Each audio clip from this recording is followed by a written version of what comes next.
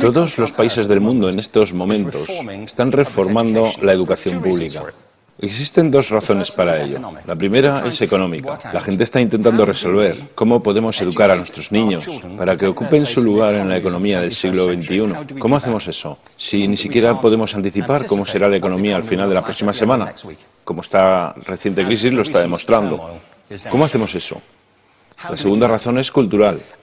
Todos los países del mundo están intentando resolver cómo podemos educar a nuestros niños para que tengan sentido de identidad cultural, para poder legarles los genes culturales de nuestras comunidades y a la vez formar parte del proceso de globalización. ¿Cómo cuadramos ese círculo? El problema es que están intentando enfrentarse al futuro, a base de hacer lo mismo que en el pasado. Y en el proceso están alineando a millones de niños que no ven ninguna utilidad en asistir a la escuela. Cuando nosotros íbamos al colegio nos retenían allí con la historia de que si trabajábamos mucho y sacábamos buenas notas y luego estudiábamos un título universitario, tendríamos un trabajo. Nuestros hijos no se creen eso. Y hacen bien, por cierto. Es mejor tener una titulación que no tenerla, pero ya no es ninguna garantía. Y especialmente no lo es si el camino hacia ella marginaliza la mayoría de cosas que tú consideras importantes acerca de ti mismo. Hay gente que dice que hay que subir los estándares, que eso sería un avance. Ah, ¿sí? Sí, lo deberíamos hacer. ¿Y por qué ibas a querer rebajarlos? No me he encontrado con ningún argumento que me convenza para bajarlos. Pero subirlos, por supuesto que habría que subirlos. El problema es que el sistema educativo actual fue diseñado, concebido y estructurado para una era diferente. Fue concebido en la cultura intelectual de la Ilustración y en las circunstancias económicas de la Revolución Industrial. Antes de la mitad del siglo XIX no había sistemas educativos públicos. En realidad no, o sea, podrías estudiar con los jesuitas si tenías dinero, pero la educación pública, pagada con los impuestos, obligatoria para todo el mundo, gratuita y a la vuelta de la esquina, era una idea revolucionaria. Y mucha gente se opuso a ello. Decían, no es posible para muchos niños pobres que están en la calle beneficiarse de la educación pública.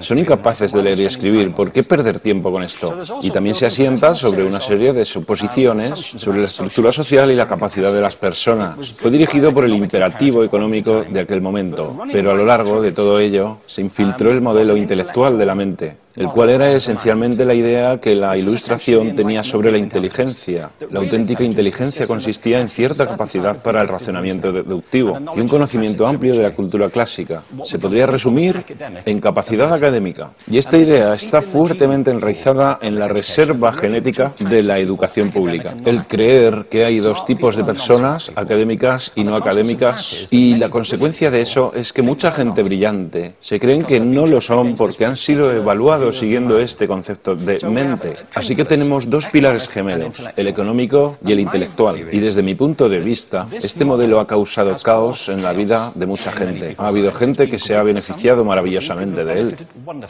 pero la mayoría de la gente no. En lugar de beneficiarse, sufren de esto. Una epidemia moderna, mal ubicada y también ficticia. Esta es la plaga del síndrome de déficit de atención e hiperactividad, TDAH. Este es un mapa de la incidencia del TDAH en Estados Unidos. El mapa de prescripciones médicas para el TDAH. No me malinterpreten. No quiero decir que el síndrome de déficit de atención no exista. Yo no tengo la formación necesaria para ello. Sé que la amplia mayoría de psicólogos y pediatras creen que sí, pero aún es un tema a debatir. Lo que sí me consta es que no se trata de una epidemia. Estos niños están siendo medicados tan rutinariamente como a mi generación nos quitaban las amígdalas, por los mismos motivos caprichosos y por la misma razón, la moda de la medicina. Nuestros hijos están viviendo en el periodo más intensamente estimulante de la historia de la Tierra. Están siendo acosados con información y les están reclamando su atención desde todos los medios. Los ordenadores, los iPhone, las vallas publicitarias y cientos de canales de televisión. Y nosotros les penalizamos por distraerse. ¿Distraerse de qué? Cosas que son un aburrimiento, en la escuela sobre todo. Me parece a mí que no es totalmente una incidencia el hecho de que la incidencia del TDAH haya crecido paralela al incremento de los test estandarizados. A estos niños se les está dando cosas como Ritalin, Adderall, a menudo medicación bastante peligrosa, solo para hacer que se concentren y se calmen. Pero según esto, el déficit de atención aumenta al ir al este de este país. La gente empieza a perder el interés en Oklahoma.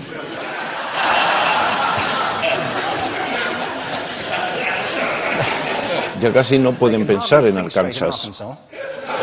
Y para cuando llegan a Washington, lo han perdido completamente.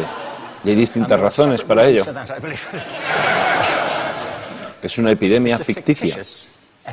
Si lo piensas, las artes, y no quiero decir que sea exclusivo de las artes, creo que también es cierto para las ciencias y para las matemáticas, pero permítanme hablar en particular de las artes, porque ellas son las víctimas de esta mentalidad en especial. Las artes tratan especialmente la idea de experiencia estética. Una experiencia estética es una en la que tus sentidos están funcionando a su máxima capacidad.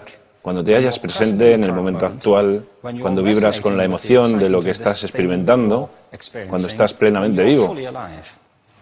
Y la anestética es cuando cierras tus sentidos y te atontas ante lo que está sucediendo.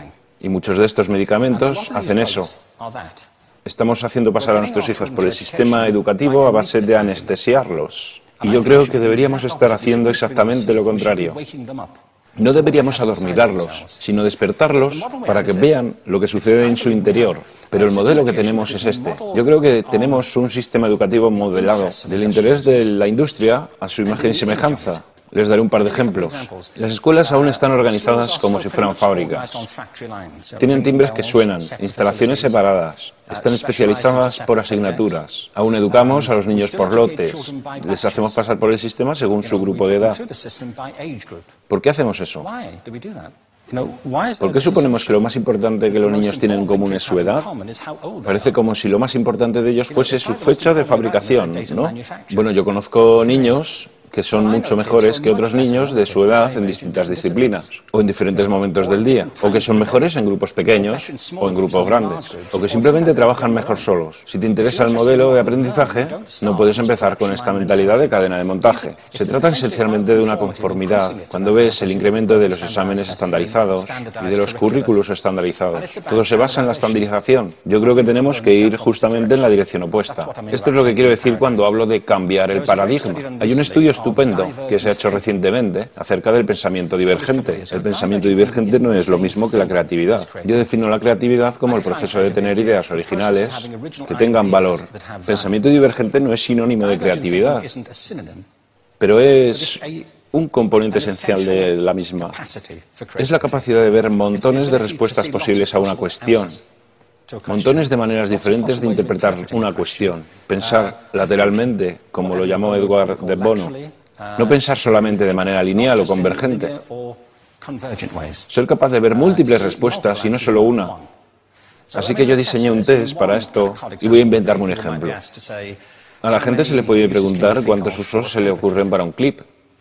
A la mayoría se les ocurren unos 10 o 15. A la gente que se le da bien se le pueden ocurrir 200. Y lo hacen porque preguntan, ¿el clip podría estar hecho de goma y medir 60 metros? ¿Tiene que ser un clip tal como lo conocemos? Bueno, pues diseñé el test y lo probé con 1.500 personas. En un libro titulado Más allá del punto de ruptura, y en el protocolo del test, si superabas una puntuación determinada, se te consideraba un genio del pensamiento divergente.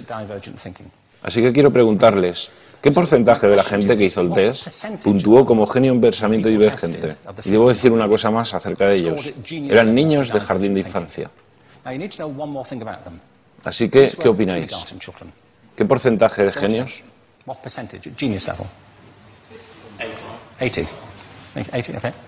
98%.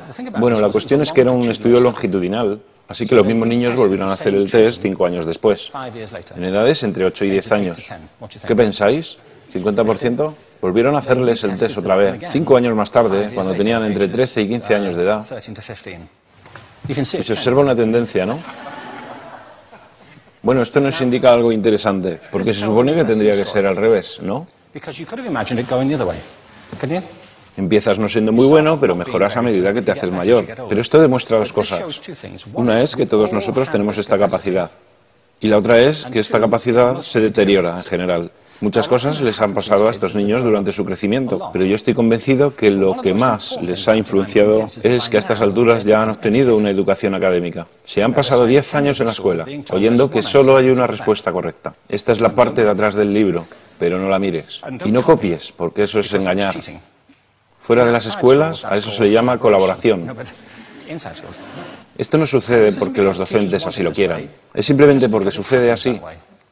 Es porque se halla presente en la reserva genética de la educación. Tenemos que pensar de forma diferente acerca de la capacidad humana. Tenemos que superar esta vieja idea acerca de lo académico y lo no académico, lo abstracto, lo teórico, lo vocacional, y empezar a verlo como lo que es, un mito. En segundo lugar, tengo que reconocer que la mayor parte de las veces el buen aprendizaje se da en grupos y que la colaboración es lo que alimenta el crecimiento. Si atomizamos a las personas, las separamos y los juzgamos por separado, formamos una especie de desconexión entre ellos y su ambiente de aprendizaje natural. Y en tercer lugar, un asunto importante es la cultura de nuestras instituciones, los hábitos de estas instituciones y los hábitats que ocupan.